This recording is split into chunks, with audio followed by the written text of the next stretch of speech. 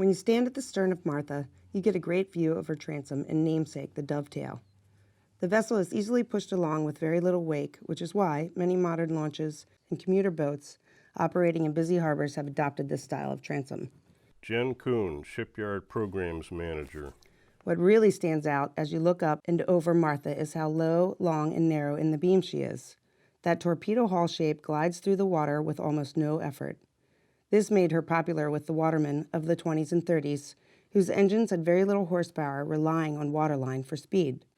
She also functioned very well in her intended role as a trotliner, easily tracking a straight line with minimal effort, giving you the time and attention to net crabs on their way to the surface. One of my favorite pieces of the dovetail's history is its role as a bootlegger during Prohibition. Outside its intended use as a crab and oyster fishing boat, it found very well suited for carrying booze, her speed and stealth being properly utilized. If you look across to the other slips, Dorothy Lee is bowed towards us. She's another example of a dovetail. In fact, Dorothy Lee was also built by Bronza Parks just a few years earlier.